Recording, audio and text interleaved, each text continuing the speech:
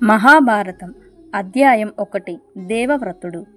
గంగాదేవి మానవ శరీరం ధరించి అపురూప లావణ్యంతో ఎదుట నిలబడి ఉండగా ఆమెను చూసి అనురాగ పరవశుడయ్యాడు శంతన చక్రవర్తి. శంతన చక్రవర్తి ఆమె మీద ప్రేమతో తన రాజ్యాన్ని, ధనాన్ని, తన సర్వస్వాన్ని, ఆఖరికి తన ప్రాణాన్ని కూడా ఆమెకు సమర్పించడానికి సిద్ధపడ్డాడు. అప్పుడు గంగాదేవి, ఓ రాజా, నేను నీకు భార్యని అవుతాను. దానికి కొన్ని నియమాలు ఉన్నాయి. నేనెవరినో, ఎక్కడి నుంచి వచ్చానో నువ్వు కానీ మరెవ్వరూ కానీ నన్ను ప్రశ్నించకూడదు. మంచి చెడు ఏది చేసినా నువ్వు నాకు అడ్డు రాకూడదు. ఏ సమయంలోనూ నాపై కోపం రాకూడదు. నాకు అయిష్టమైనది నీవు మాట్లాడకూడదు. ఈ నియమాలను తప్పితే తక్షణమే నిన్ను విడిచి వెళ్ళిపోతాను. నీకిది ఇష్టమేనా అని అడిగింది గంగాదేవి. ఆమె పట్ల అనురాగపూరితుడైన శంతనుడు ఆమె నియమాలకు అంగీకారం తెలిపాడు. గంగాదేవి శంతనుడికి భార్య అయింది. ఆమె ఔదార్యం, నడవడి, తన పట్ల ఉన్న అతి ప్రేమ వల్ల శంతనుడి హృదయంలో గంగాదేవికి గాఢమైన స్థానం ఏర్పడింది. ఇద్దరూ అత్యంత ప్రేమతో కాలం తెలియకుండా జీవిస్తున్నారు. వారికి చాలామంది పిల్లలు జన్మించారు. పుట్టిన వెంటనే ప్రతి శిశువును గంగాదేవి నదిలో పడేస్తోంది. తిరిగి శంతనుడి వద్దకు నవ్వు ముఖంతో వస్తోంది. ఆమె చర్య శంతనుడికి రాక్షసమైనదిగా అనిపించిన తన హృదయ వేదనను అణుచుకొని అంతకుముందు ఆమెకిచ్చిన వాగ్దానాన్ని పాటిస్తున్నాడు. ఆమె ఎవ్వరో, ఎక్కడి నుంచి వచ్చిందో, పిల్లలని గంగానదిలో ఎందుకు పడేస్తోందో శంతనుడు తనలో తానే ఆశ్చర్యంతో ప్రశ్నించుకుంటూ ఉంటాడు. ఆమెతో వివాహ సమయంలో తానిచ్చిన వాగ్దానం మేరకు ఆమెని నిందించడానికి కానీ బతిమలాడడానికి కానీ సాహసించలేదు. ఇలా ఆమె 7 పిల్లల్ని గంగానదిలో పారవేసింది. 8వ శిశువు జన్మించగానే నదిలో పడవేయబోయే ప్రయత్నం చేయగా శంతనుడు తన మనస్సును ఆపుకోలేకపోయాడు. ఆగు, ఆ అమాయక పసికందులను చంపడం ప్రకృతి వ్యతిరేకంగా ఘాతుక చర్య. నీకెందుకు ఈ పట్టుదల అని శంతనుడు ఆమెని వారించాడు.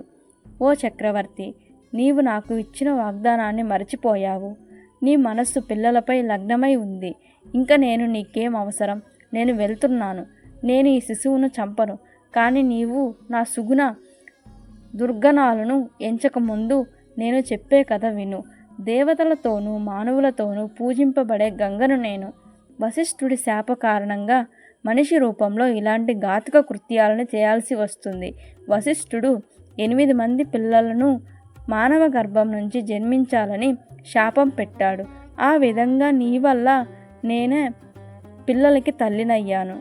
8 మంది పిల్లలు జన్మకు కారకుడు అయినందుకు నీకు స్వర్గలోక ప్రాప్తి కలుగుతుంది.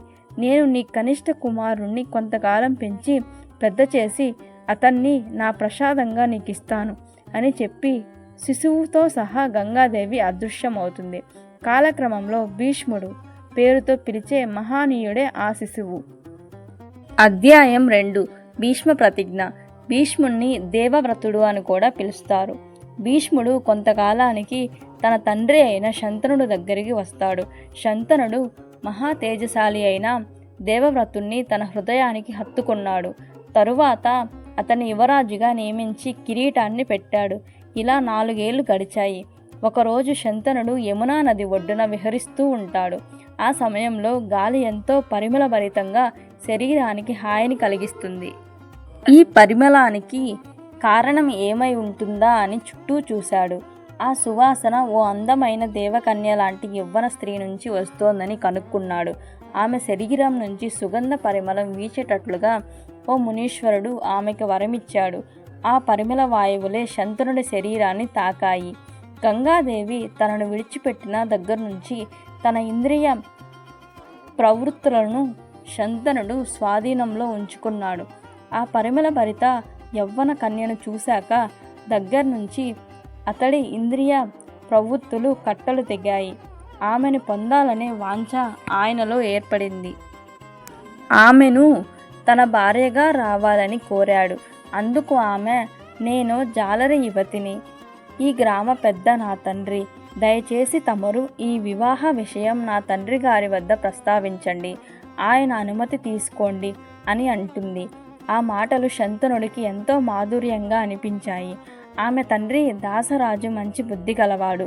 అతడు శంతుణ్ణి ఉద్దేశించి, ఈ వయసులో ఉన్న ఇతర కన్యల మాదిరిగానే నా కుమార్తెను కూడా ఎవరికైనా ఇచ్చి వివాహం చేయడంలో సంశయం లేదు. మీ వంటి ప్రభువు ఆమెకి తగినవారు. అయినా తమరు ఆమెని వివాహమాడటానికి ముందు నాకొక వాగ్దానం చెయ్యాలి అంటాడు. దానికి శంతనుడు, కేవలం వాగ్దానమే అయితే చేస్తాను అన్నాడు. యువతి తండ్రి, నా కుమార్తెకు మీకు కలిగే కుమారుడే మీ తర్వాత రాజ్యాన్ని పరిపాలించాలి అనే వాగ్దానం చేయాలని కోరాడు. అయితే శంతనుడు ఆ వాగ్దానం చేయలేకపోయాడు. ఎందువలనంటే ఆ విధంగా వాగ్దానం ఇవ్వడం అనేది యువరాజై ఉండి రాజు కాబోయే దైవాంశ సంభూతుడైన దేవవ్రతుణ్ణి, గంగాపుత్రుణ్ణి వెనుకకు నెట్టినట్లు ఉంటుంది. ఈ మూల్యం చెల్లించి యువతిని వివాహమాడటం సిగ్గుచేటు. తక్షణమే అతడు తాను కోరినది నెరవేరలేదని విచారంతో హస్తినాపురానికి తిరిగి వచ్చాడు. ఈ విషయం ఇతరులకు తెలియకుండా తనలో తానే మదన పడుతూ ఉంటాడు. ఓ రోజున దేవవ్రతుడు తండ్రి శంతనుని ఉద్దేశించి, తండ్రి, మీకు కావలసినవన్నీ ఉన్నాయి. ఎందుకు మీరు విచారంగా అస్వస్థులైనట్లు ఉన్నారు? మీరు ఏదో ఒక రహస్యం అంశం గురించి మదన పడుతున్నట్లు అనిపిస్తుంది అంటాడు. నాయనా, నీవన్నది నిజం. ఎంతో హృదయభారంతో ఆందోళనతో ఉన్నాను. నువ్వు నాకు ఏకైక కుమారుడివి. నువ్వెప్పుడు యుద్ధ సంబంధం కార్యాల్లోనూ శత్రురాజులను జయించడంలోనే మునిగి ఉంటావు. ఈ ప్రపంచంలో జీవితం పుతత్వప్రాయం వంటిది. యుద్ధాలు నిరంతరం ఉండేవే. ఏదైనా జరగరాని హాని నీకు జరిగితే మన వంశం అంతరించిపోతుంది. నువ్వు 9 కుమారులకు సమానం. జ్ఞానులు, వేదవేత్తలు ఏమంటారంటే, క్షణభంగురమైన ఈ ప్రపంచ సృష్టిలో ఏకైక కుమారుడు కలిగి ఉండడం అతడు లేనట్లుగానే తలంచాలి. వంశం సంతతి నిలబడడానికి ఒక్క ప్రాణిపై ఆధారపడడం సరికాదు. అది కాక మన వంశం వృద్ధి చేయాలనే కోరిక కలిగింది. ఇదే నా విచారానికి కారణం అని శంతనుడు చెప్తాడు. వాస్తవంగా జరిగిన కథను చెప్పడానికి సిగ్గుపడి శంతనుడు డొంకతిరుగుడుగా కుమారుడికి చెప్పాడు. బుద్ధిశాలి అయిన దేవవ్రతుడు తండ్రి మనోవేదనకు ఏదైనా రహస్యం కారణమై ఉంటుందని ఊహించాడు. తన తండ్రి ఇలా ఉండడానికి కారణం ఏమై ఉంటుందని రథసారథిని ప్రశ్నించాడు. అతడు యమునా నది ఒడ్డున ఓ జాలరి కుమార్తెను చూసినట్లు చెప్పాడు. దేవవ్రతుడు జాలరి పెద్ద వద్దకు వెళ్ళి ఆయన కుమార్తెను తన తండ్రి శంతనుడికి ఇచ్చి వివాహం చేయవలసిందిగా కోరాడు. జాలరి పెద్ద కూడా చాలా మర్యాదస్తుడే. అతడు దేవవ్రతుడితో ఇలా అన్నాడు, నా కుమార్తె నిశ్చయంగా రాజుకు భార్య కాదగినదే. అప్పుడు ఆమె, కుమారుడు రాజు కావద్దా? మీరేమో యువరాజుగా ఉన్నారు. మీ తండ్రి తర్వాత మీరే రాజు అవుతారు. ఈ అంశమే మా కుమార్తెతో మీ తండ్రి గారి వివాహానికి అడ్డుగా ఉంది అని అంటాడు. దేవవ్రతుడు జాలరి పెద్దతో, నేను చెప్పేది వినండి. ఇదే నా వాగ్దానం. నీ కుమార్తెకు జన్మనిచ్చిన కుమారుడే రాజవుతాడు. ఇది నిశ్చయం. అలాంటి కుమారుడు కోసం నాకున్న యువరాజ్యాధికారము తరువాత లభించే రాజు అధికారము వదిలివేస్తాను. దేవవ్రతుడు దేవుని సాక్షిగా ప్రమాణం చేస్తాడు. జాలరి పెద్ద దేవవ్రతుణ్ణి ఉద్దేశించి, ఓ భారత వీరశ్రేష్ఠుడా, ఇప్పటి వరకు ఏ క్షత్రియ వంశస్థుడు చేయని కార్యం నువ్వు చేశావు. నిశ్చయంగా మీరు మహావీరులు.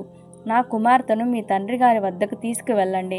యువతి తండ్రిగా నేను చెప్పే ఈ మాటలను శ్రద్ధగా వినండి. మీరు సత్యవాక్కు కలవారు, ప్రతిజ్ఞను నిలుపుతారని నాకు తెలుసు. కానీ మీ కుమారులు న్యాయంగా వారికి చెందవలసిన రాజ్యం గురించి ఊరుకుంటారా? మీ కుమారులు కూడా మీ వలనే గొప్ప వీరులవుతారు. వారే రాజ్యం ఉంచుకునే ప్రయత్నం చేస్తే వారిని అడ్డుకునేదెవరు? ఈ అంశమే నన్ను బాధిస్తోంది అంటాడు.